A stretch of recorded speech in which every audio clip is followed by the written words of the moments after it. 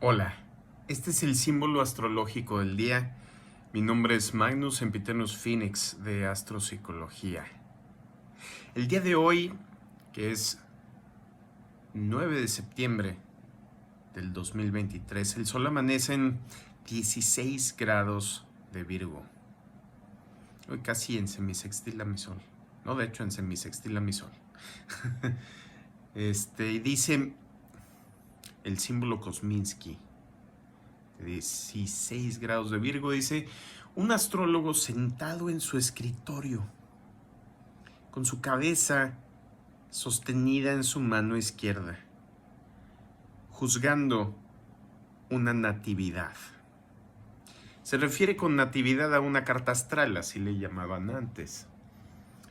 Es una carta astral natal, del momento, el lugar, el preciso minuto en el cual nace una persona. Este proceso de ver la carta astral, que hago todo el tiempo en astropsicología, es una suspensión de mi propia vibración, de mi propio punto de vista. Es más una canalización de la energía de la persona. Es más que imaginarme estar en los zapatos de la persona cuya energía estoy leyendo a nivel empático, a nivel intuitivo y a nivel intelectual, con la interpretación de las posiciones de la carta astral.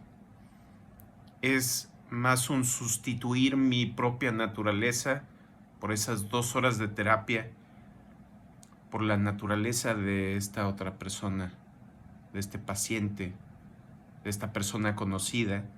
Porque claro, si no conocemos la carta astral nuestra, no nos conocemos. Esto no me di cuenta hasta que yo empecé a conocer mi propia carta astral. Entonces me di cuenta de lo poco que me conocía.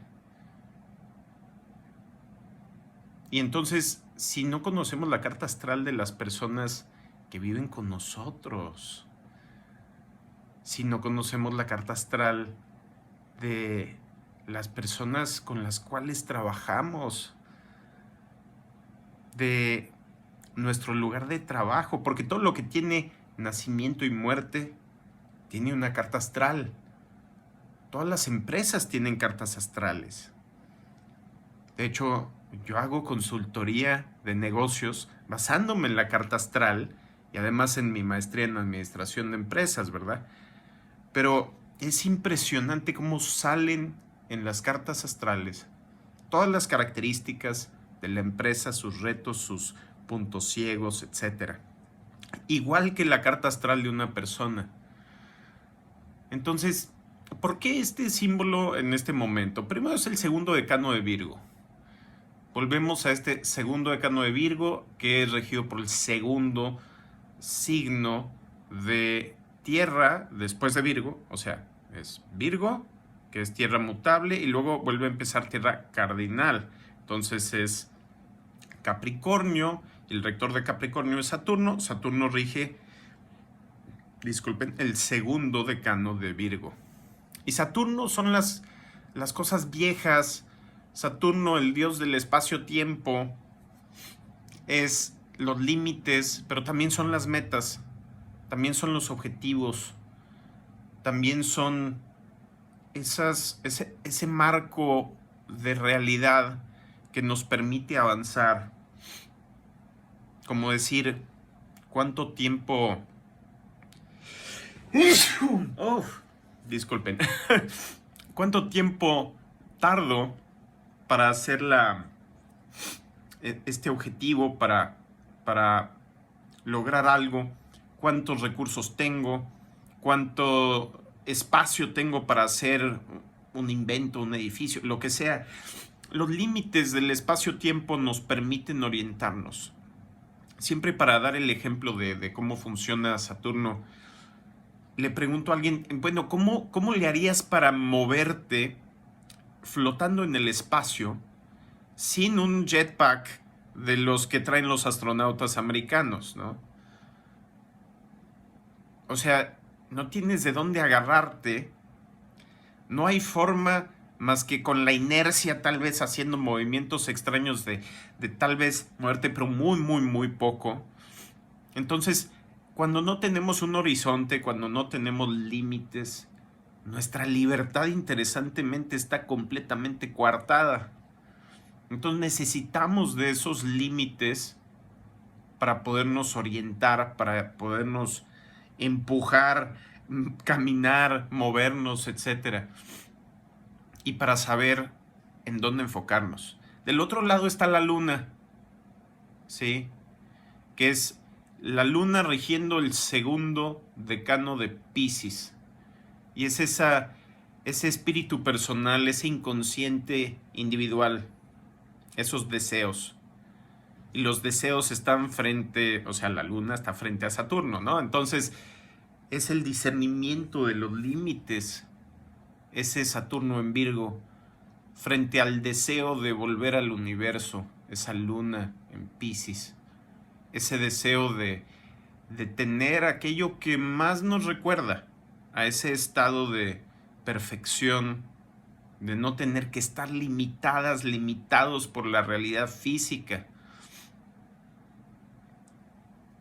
Es mamá, es lo que nos recuerda a mamá, lo que nos recuerda completarnos como la luna. Pero entonces enfrente están los obstáculos a ese sentimiento de estar completas, completos. Esa carta natal está mostrándonos la posición de los signos, de las casas astrológicas que tienen que ver con la hora del día y la posición de las cosas en el horizonte, en el este y oeste, medio cielo, bajo cielo, en la posición de los planetas que no controlan nuestra vida, ¿sí? No se equivoquen. Eso no es astrología, eso sí es superstición. El pensar que los planetas controlan nuestra vida. No, los planetas no controlan nuestra vida, tanto como una radiografía no hace que se te rompa el hueso, ¿sí? La posición de los planetas es como una radiografía. Es un mapa que nos indica de forma indirecta lo que está sucediendo con la energía a nivel cuántico. Y la energía a nivel cuántico en el sistema solar afecta a todo el sistema solar, pero específicamente es vista desde este punto de vista, desde la Tierra, desde el lugar en la Tierra donde estás, desde el momento en la Tierra en que naciste, ¿sí? Cambia 2 minutos y ya cambia toda la carta astral, cambia la orientación de la energía, cambia el efecto. Entonces, no es el planeta el que me controla, el planeta nos muestra, como si fuera la manecilla de un reloj, lo que está haciendo la energía en este momento. Y nos permite hacer correlaciones, nos permite darnos cuenta que cuando un planeta está en una posición, eso nos permite saber que lo que pasa cuando ese planeta está en esa posición se tiende a repetir, ¿sí? No en la misma forma, porque los demás planetas están en diferentes posiciones. Pero, por ejemplo, ayer en la noche me llegó una revelación muy interesante, buenísima, de esas que no salen en ninguno de los libros de texto de astrología. Que es, por ejemplo, estaba viendo el ciclo de las sequías. Y no nada más las sequías se dan en un lugar del mundo, se dan en todo el mundo al mismo tiempo. Y estaba viendo el ciclo del sol, el ciclo de las manchas solares, que tarda 11 años. Y justo exactamente las sequías están correlacionadas con los momentos de mínimo solar. Y las inundaciones y huracanes con el máximo solar, típicamente. Hay anomalías muy raras, pero esa es la regla general. Y luego también estaba correlacionando eso con el ciclo de Plutón. Y entonces, cuando Plutón está en un signo, ¿sí?, podemos ver que el agua en el mundo está haciendo algo similar a la interpretación de Plutón en el signo. Y es bien interesante porque estaba viendo hasta hace cerca de 20 ciclos solares, o sea, estamos hablando de 1770, ¿sí? Y antes. Y estaba viendo que Plutón, por ejemplo, en 1776, que era el momento de la Revolución Americana, estaba en Acuario. Y está a punto de entrar a Acuario, Plutón, ¿sí? De hecho estaba en Capricornio, pero luego inmediatamente después entró a Acuario y ahí empezaron las revoluciones, la Revolución Francesa, las revoluciones europeas, las guerras napoleónicas y etcétera. Y entonces, bien interesantemente, durante el periodo de rebeliones estaba Plutón en Acuario y había muchas manchas solares después de haber habido un periodo de pues más o menos estabilidad. Pero luego, cuando entró Plutón a Piscis, 2 ciclos solares de sequía seguidos. O sea, 22 años de sequía. Y luego entra Plutón a Aries y empieza a aumentar otra vez la intensidad de los máximos solares y empieza otra vez a haber una expansión. Es como si fuera la primavera de Plutón. Y entonces se correlaciona con las estaciones de un año. Pero esto a nivel de ciclos de 250 años, que es el ciclo de Plutón. 250, 280 años. Y entonces podía haber correlacionado con el signo en el cual estaba Plutón el tamaño de los ciclos solares y las características de las sequías de esos años. Súper interesante.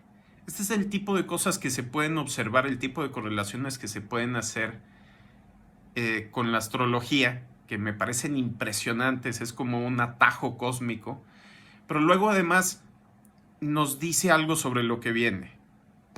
Posiblemente. Tal vez tenga características algo distintas porque los demás planetas están en otro lado, pero estamos a punto de entrar en Plutón en Acuario. Ese periodo revolucionario.